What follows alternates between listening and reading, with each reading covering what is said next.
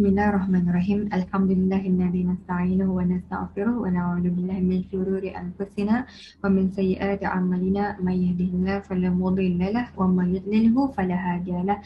Asyhadu an la ilaha illallah wa asyhadu anna Muhammadar Rasulullah amma ba'd. Assalamualaikum warahmatullahi taala wabarakatuh dan Ramadan Karim para penonton semuanya. Alhamdulillah.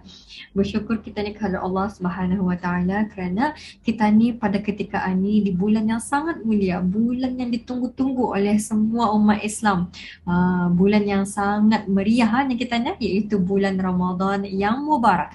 Kita ni diberikan peluang lagi dan juga kesempatan untuk melakukan ibadat puasa dan melakukan ibadat-ibadat yang lain yang mana ganjaran pahalanya tu Masya Allah berlipat kali ganda di sisi Allah Subhanahu wa taala. Masya Allah. Jadi baiklah kita ni sebagai orang Islam ni, kita ni rebut peluang ni dan juga dalam kesempatan yang sangat besar ni, kita ni dapat memanfaatkannya dengan memperbanyakkan melakukan amalan ibadat seperti bertadarus Al-Quran, berzikir, mengeluarkan zakat, sedekah dan amalan yang paling special di Ramadan ni yang boleh kita ni lakukan adalah yang hanya dilakukan khususnya di bulan Ramadan adalah sembahyang tarawih. Masya Allah. Jadi sebagaimana yang kita ni tahu juga, waktu berbuka puasa ataupun bersungkai ini adalah salah satu perkara yang menggembirakan bagi mereka yang berpuasa, kerana di samping berpuasa itu ianya dapat menghilangkan rasa haus kita ni dan lapar kita ni juga.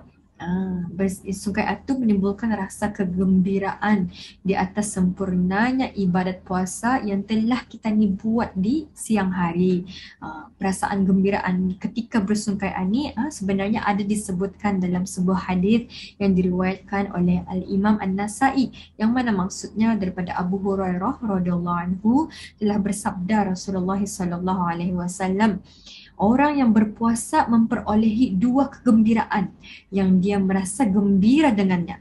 Itu yang pertama sekali adalah apabila ia bersungkai dengan bergembira, dan yang kedua dan apabila menghadap Tuhannya dia bergembira dengan puasanya. Masya Allah.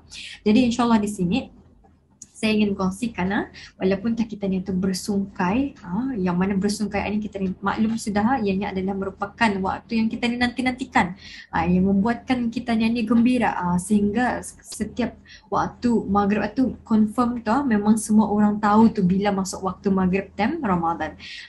Tapi mesti juga kita ni ubaya-ubaya ketika bersungkai ni. InsyaAllah di sini saya akan kongsikan beberapa adab bersungkai yang mengikut sunnah Rasulullah sallallahu alaihi wasallam. Jadi yang pertama sekali adalah kita ni tu kalau boleh bersederhana dalam bersungkai. Ada bersungkai ni salah satu adalah bersederhana dalam bersungkai. Artinya di sini maksudnya bersederhana dalam bersungkai ni adalah kita ni tu makan dengan sederhana saja.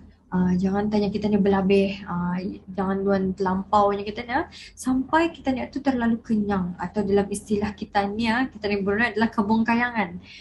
Kita ni tu kalau boleh makan secara sederhana saja, yang mana makan dengan berlebihan ni ianya boleh membawa kepada kemudaratan kepada kesihatan kita ni, dan juga ianya boleh menyukarkan kita ni untuk mengerjakan ibadat. Ingatlah bahawa perbuatan membazir itu sendiri sebenarnya dilarang oleh Allah Subhanahu wa taala, sebagaimana firman Allah dalam surah Al-Isra ayat 27 yang mana tafsirnya, sesungguhnya pemboros-pemboros itu adalah saudara-saudara syaitan, dan syaitan itu adalah sangat ingkar kepada Tuhannya.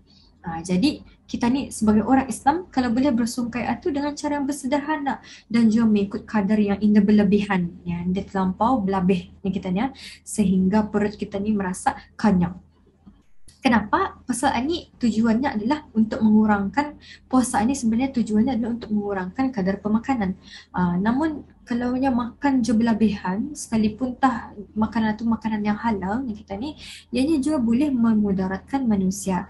Nabi Muhammad sallallahu alaihi wasallam bersabda, yang mana maksudnya bekas yang paling buruk diisi oleh manusia ialah perut. Adalah mencukupi bagi manusia itu beberapa suap yang dapat meneguhkan tulang belakangnya. Sekiranya tidak pasti, maka peruntukkanlah bagi perut 1/3 untuk makanannya, 1/3 lagi untuk minumnya, dan 1/3 lagi untuk pernafasannya. Hadis riwayat At-Tirmizi. Jadi atau dalam hadis itu sendiri menyatakan kalau boleh kita ni tu jangan luankan yang mesti kita ni sediakan perut kita ni tu. Boleh je untuk makan, boleh je untuk minum, dan je satu boleh je untuk kita ni bernafas. Jadi ada juga cara-cara untuk kita ni bersungkai ni, iaitu adalah dengan memakan buah rutab. Sunat sebenarnya kita ni tu memulakan sungkai kita ni dengan buah rutab. Apa rutab ni? Ianya adalah kurma yang sudah masak sebelum menjadi tamar. Sekiranya ada buah rutab ni, maka bolehlah kita ni tu bersungkai dengan buah tamar, iaitu kurma yang kering. Adalah lebih sempurna jika bersungkai kita ni tu dengan 3 biji tamar. Nah, kalau nada pun buah tamar ni, kita ni bersungkailah sahaja dengan beberapa teguk air ataupun sudah memadai. Jadi kita ni mesti ketahui bahawa sungkai dengan memakan buah kurma ni ianya mempunyai banyak hikmat, yang mana antaranya ialah untuk kita ni tu mendapatkan khasiat daripada kemanisan buah kurma itu sendiri. Sebab sesuatu yang manis itu lebih mudah dicerna oleh perut yang kosong. Tambahan lagi, makanan yang manis ini ianya akan menambahkan kekuatan negara kita ni, dan juga ianya termasuklah menguatkan kembali pandangan mata kita ni yang lemah itu disebabkan berpuasa. Jadi ada banyak sebenarnya advantage ataupun kelebihan memakan buah tamaran. Dan kemudian mesti juga kita ni tahu bahawa maksud sebenar puasa ni bukannya sekadar menahan diri daripada lapar dan juga minum, ianya juga adalah menahan selera kita ni dan mengekang nafsu kita ni agar kita ni tu kuat untuk taat dan juga bertakwa kepada Allah Subhanahu wa taala. Tetapi kalaulah kita ni tu hanya sekadar mengekang selera nafsu dari siang hari sampai ke masa sungkai, kita ni cuma hanyalah menahan daripada makan, lalu kita ni tu membiarkan nafsu syahwat kita ni tu melonjak-lonjak, dan kita ni tu bersungkai dengan makanan dan dihidangkan dengan berbagai makanan yang nyaman-nyaman. Apatah lagi kalau yang bergarai tu, bekasnya membalik dari garai, banyak terseliurnya. Jadi pasal itu pun memang sebenarnya nafsu sifat semula jadi kita ni, tentulah memang kita ni tu akan bertambah-tambah keinginan kita ni untuk makanan-makanan yang digara-gara tu. Jadi memang sebenarnya ianya hanyalah sia-sia sebenarnya kalau kita ni tu luan melapaskan nafsu kita ni selepas kita ni bersungkai.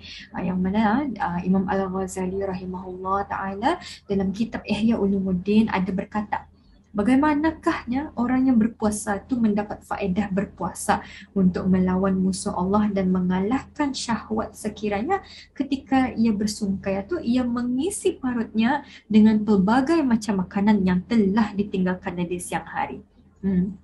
Jadi sehingga berterusan pulanya menjadi kebiasaan sampai menghidang dan memakan pelbagai macam makanan di bulan Ramadan apa yang tidak pernah dihidangkan di bulan-bulan yang lain. Yang kita ni makan besar betul. Jadi tentunya ianya hanyalah sia-sialah kalau kita ni cuma menahan nafsu kita ni daripada makan dan minum ketika sungkai, ketika berpuasa, kemudian ketika sungkai habis kita ni makan sebanyak-banyaknya. Jadi itu adalah yang pertama sekali, adabnya mestilah kita ni tu bersederhana dalam bersungkai. Kemudian yang kedua, kita ni tu kalau boleh menyegerakan dalam bersungkai ni, jangan kita ni lambat-lambatkan. Setelah kita ni melihat, kita ni yakin melihat sudah matahari itu terbenam ataupun kita ni tu selalunya mendengar azan maghrib dilaungkan, maka sunat untuk kita ni tu menyegerakan sungkai. Kalau kita ni tu sengaja lambat-lambatkan, maka hukumnya di sini adalah makruh. Yang mana Rasulullah SAW dalam bersabda dalam sebuah hadis yang mana maksudnya dari Sahal bin Sa'id radhiyallahu anhu, sesungguhnya Rasulullah SAW bersabda, manusia, yakni umat Islam, akan sentiasa berada dalam kebaikan selama mereka menyegerakan sungkai. Riwayat Al-Imam Al-Bukhari. Setelah bersungkai itu ada baiknya juga kita ni tu menyegerakan sembahyang maghrib. Sebagaimana yang diamalkan juga oleh Nabi Muhammad SAW. Akan tetapi di sini ada pengecualian, sekiranya tah makanannya tu sudah dihidang, maka makruh untuk kita ni tu meninggalkan makanan untuk menunaikan sembahyang. Artinya kalaunya ada sudah makanan kan hidang, kita ni makan dulu, baru tah selepas makan kita ni sembahyang. Ini maksudnya menyegerakan sungkai itu sekiranya masih belum kena hidang makanan itu, kita ni sungkai mungkin dengan buah tamar ataupun beberapa teguk air, kemudian kita segerakan juga sembahyang. Ia ada dua caranya.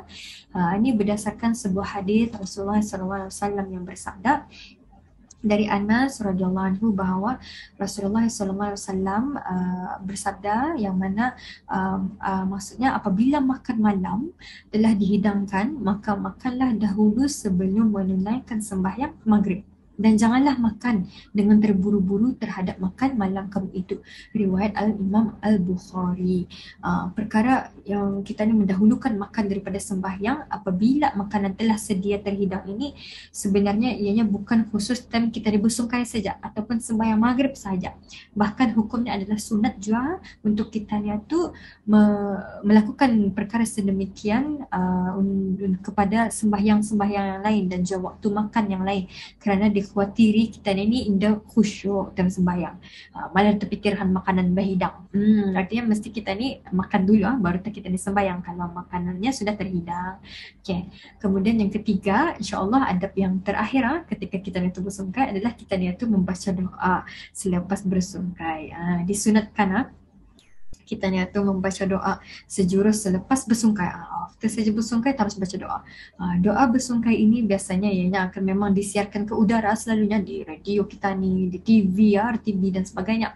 Yang mana doa bersungkai itu adalah Allahumma inni laka sumtu wa bika amantu ala rizkika aftartu bi rahmatika ya arhamar rahimin. Masya-Allah. Jadi yang mana maksudnya telah ya Allah, keranamu aku berpuasa dan di atas rezekimu aku telah bersungkai.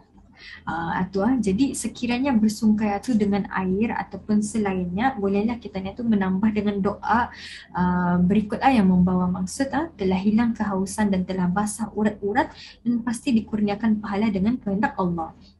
Dan juga kita ni boleh sebenarnya berdoa tu memohon keampunan semasa bersungkai, yang mana Ibnu Amr bin Al-As rahimahullahu ta'ala pernah berdoa memohon keampunan ketika bersungkai, yang mana maksudnya ya Allah, sesungguhnya saya memohon kepadamu dengan rahmatmu yang meliputi segala sesuatu agar engkau mengampunkan saya.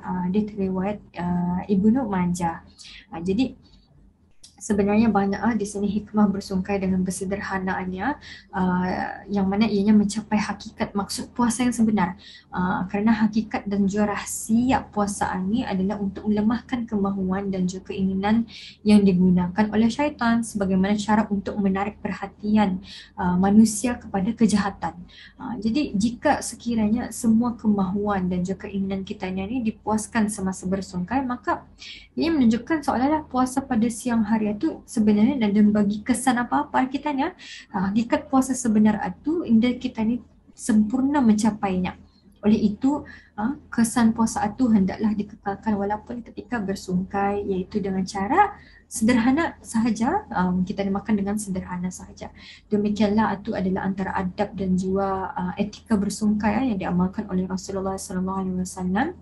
Walaupun kita ni merasa gembira pasal kita ni sudah tiba masanya untuk bersungkai, kan mau minum, kan mau dan sebagainya, tapi mesti je kita ni ubaya-ubaya ketika bersungkaiannya secara kita ni ikut macam mana Rasulullah SAW amalkan ketika Nabi Muhammad SAW bersungkai. Di samping kita ni mendapat pahala bersungkai itu pasal kita ni ikut sunnah Rasulullah SAW, kita ni juga dapat manfaat di sebalik hikmah bersungkai dengan cara demikian.